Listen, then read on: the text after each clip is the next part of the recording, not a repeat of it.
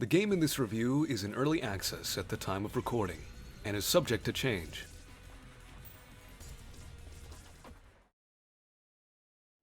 So let me preface this video with something first. This was originally going to be a Let's Play, and I still have the file pretty much ready to go, but I'm not happy with it. I stutter like a maniac, I seem bored when I wasn't, and I just didn't like how it came out. So instead of scrapping the idea, I'm gonna salvage it, and make this video instead.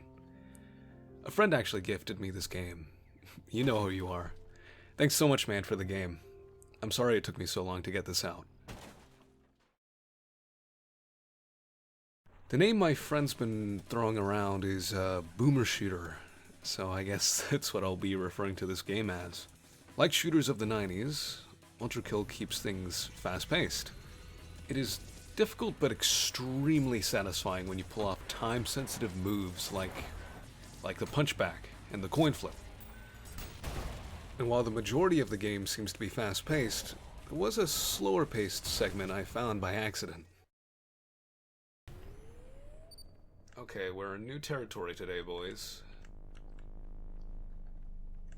Hello?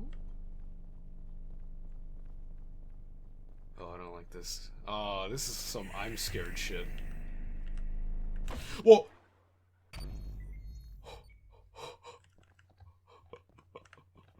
I don't like this part. Yeah. You start with a pretty cool revolver with a charge shot. As far as I've gotten, I've unlocked the shotgun and the nail gun. The revolver is sick, especially with the coin flip. Pulling that off is so satisfying, especially if you manage to hit 4 in a row. There's the default charge shot, and while it's powerful, it's not really that exciting. The shotgun feels a bit I'm not a big fan. The core eject is definitely the better of the two abilities I've unlocked for it. Since the spread is so wide, you basically have to be within punching distance to be effective, and at that point, why don't you just punch? The other ability is the multi-pump, which makes the shotgun a bit more effective. The nail gun is a very creative take on the weapon. Having the default alt-fire be a magnet that makes nails orbit it, that shred anything that comes in contact with it, that's really cool. The other upgrade I've gotten for it is the overheat rapid fire thing. I think it does a lot of damage, but all the muzzle flare kind of makes it hard to register what you've hit and how much damage you're doing. The game starts in an industrial-looking building. It makes sense since the main character is a robot. It seems that humanity has fallen, and your fuel is blood, which is your drive throughout the game. First level is pretty straightforward. It's the tutorial level, but I think it's done pretty well. The industrial levels are very maze-like, although not in the same way that Doom or Wolfenstein levels were. I never felt lost in these. Although, one thing of note is that they're very vertical, whereas Doom was more horizontal, and Wolfenstein could only be horizontal. So far, I've gotten up to the second chapter in the game, which there's a nice garden scene, but I don't believe that'll last very long. There's also the Cyber Grind, which is an endless survival mode. At the spawn you can actually customize the platform and skybox texture. Cool. It's been really satisfying to get a good score here. Even some bosses make a return here. The controls are tight as well. If you've played Doom Eternal, I think you'll get used to this pretty easily, especially when it comes to the dashes. Although there are a couple things that I don't like about the game so far, like the aforementioned shotgun. For one, the game just looks off.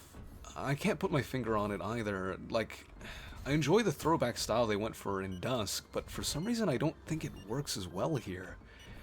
Like, if I were to choose which I preferred looks-wise between, say, Quake 2 and ULTRAKILL, I'd say Quake 2. I'm honestly thinking it might be the cover art and how the game looked in my head. If the textures had a more hand-drawn look, or kind of like the cover art, rather than the pixelated look, I honestly think that would fare better for this game specifically. I messed around with the PSX, I think that's what they're called, settings, and they're pretty cool, but it didn't really change my opinion on the art style. Another thing was the enemies, specifically the commons. Don't get me wrong, I love the bosses so far. The Saw dude in the first chapter is badass, and a really good fight. But I don't know, they're just boring. Like, you could do a lot with this cyberpunk-ish industrial theme, and I don't know, it just doesn't feel like it's being taken advantage of. Maybe I haven't gotten far enough in the game yet. But who knows? Game's still in development, so maybe we'll get some redesigns later down the line. For the most part, the game is badass. It's satisfying to play. Right now, I'd recommend you buy it if you're into shooters.